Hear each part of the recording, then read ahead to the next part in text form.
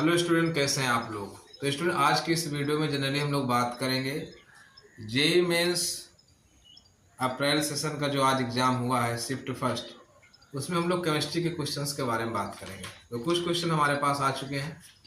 ये क्वेश्चन जो है मेमोरी बेस्ड है। चलिए वन बाय वन एक एक क्वेश्चन को हम लोग करते हैं।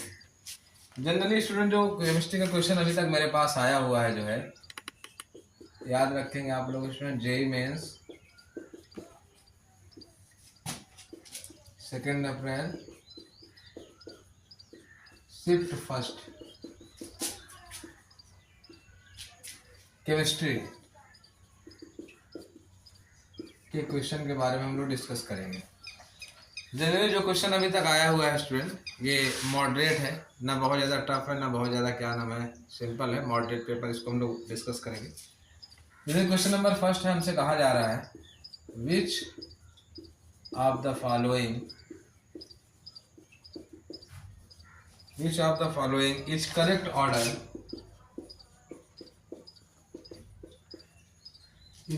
ऑर्डर ऑफ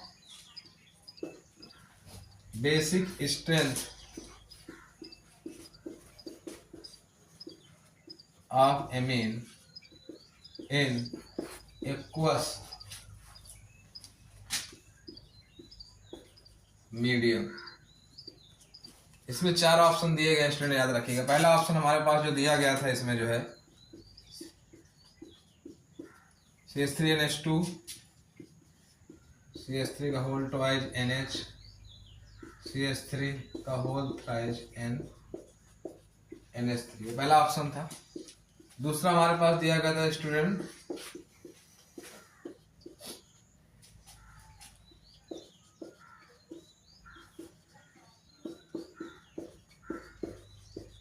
ये हमारे पास दूसरा ऑप्शन था स्टूडेंट।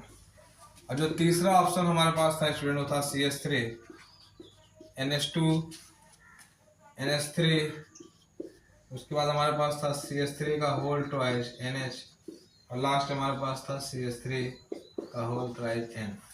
और जो चौथा ऑप्शन था स्टूडेंट, वो था हमारे पास CH3 का होल थ्राइस N, CH3 का होल ट्वाइस NH, CH3NH2, और उसके बाद था हमारे पास NH3।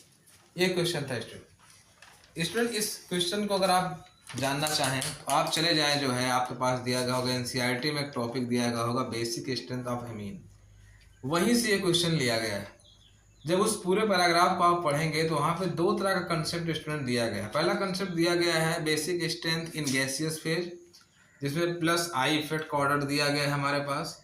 प्लस आई इफेक्ट ज़्यादा रहेगा, बेसिक स्ट्रेंथ ज़्यादा रहेगा। लेकिन जब सेकेंड आप पैराग्राफ में जाएंगे, सेकंड कंसेप्ट की तरफ जाएंगे, तो वहाँ दिया गया हमारे पास एक्वस मीडियम। और एक्वस मीडियम की जब भी बात की जाएगी स्टूडेंट, तो वहाँ पे बात की जाती है प्लस आई के साथ साथ सॉल्वेशन एनर्जी और हिंड्रेंस की भी बात की जाती है। तो वहीं पे बाकायदा जो है एक ऑर्डर दिया गया है, खासकर मेथाइल की मैं बात करूँगा तो ऑर्डर दिया गया है जो है वो दिया गया है 2 डिग्री 1 डिग्री एंड 3 डिग्री। याद रखिएगा स्टूडेंट, जब CH3 वाले की मैं बात करूँगा वहाँ पे तो ऑर्डर दिया गया है 2 डिग्री 1 डिग्री और 3 डिग्री, फिर उसके बाद अमोनिया दिया गया है। और अगर एथाइल की अगर वहां पे बात करेंगे स्टूडेंट C2H5 वाले केस में, तो वहां दिया गया है 2 3 1, 2 डिग्री 3 डिग्री 1 डिग्री। तो अगर मैं इन चारों ऑप्शन की बात करूं मैं, तो एज सच NCERT का उठाया हुआ क्वेश्चन है स्टूडेंट, और उसका जो करेक्ट ऑप्शन होगा वो होगा ये 2 डिग्री 1 डिग्री 3 डिग्री और अमोनिया। तो मेरे हिसाब से बहुत ही सिंपल क्वेश्चन था। जो स्टूडेंट NCERT को अच्छे तरीके से पढ़ा होगा एमीन वाले चैप्टर को, आसानी से क्वेश्चन को कर ले जाएगा। स्टूडेंट्स को नोट कर लीजिए। उसके बाद हम लोग चलेंगे नेक्स्ट क्वेश्चन की तरफ। स्क्रीनशॉट भी ले सकते हैं स्टूडेंट आप। चलिए अब हम लोग चलते हैं स्टूडेंट सेकंड क्वेश्चन की तरफ। और सेकंड क्वेश्चन भी जो है ये थर्मोडायनेमिक्स का क्वेश्चन है। इस क्वेश्चन में क्या किया गया है कि 2-3 स्टेप में दिया गया है, उसके बाद ABCD करके पूछा गया है कि इसमें कौन सा करेक्ट होगा कौन सा इनकरेक्ट होगा। अभी तक जितने भी क्वेश्चंस आए हुए हैं स्टूडेंट, मैं आपसे फिर से कहना चाहूँगा, अगर आपने जो है बेसिक भी NCERT को क्लियर किया हुआ है तो आप क्वेश्चंस को आसानी से कर सकते हैं। जैसे अगला क्वेश्चन था हमारे पास, क्वेश्चन नंबर 2 की मैं बात करूंगा। कहा गया है which are the following statement is correct, which of the following statement is correct is correct for the adiabatic process.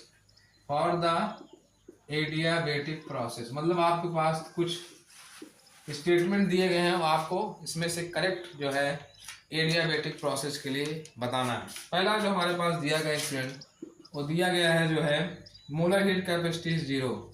Molar heat capacity is 0, ये पहला स्टेटमेंट था। दूसरा स्टेटमेंट इसमें दिया गया student, molar heat capacity is infinite. Molar heat capacity is infinite. तीसरा C जो हमारे पास दिया गया है, work done on gas is, work done on the gas is equal to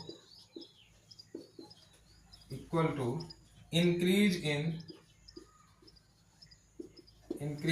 internal energy. और जो डी ऑप्शन था स्टूडेंट इसमें दिया था, the increase in temperature, the increase in temperature result in decrease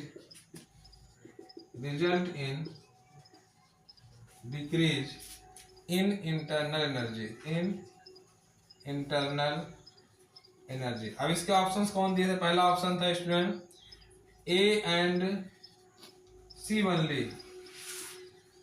दूसरा ऑप्शन था स्टूडेंट इसमें B and C only, B and C. तीसरा स्टूडेंट याद रखना A and D only, A and D.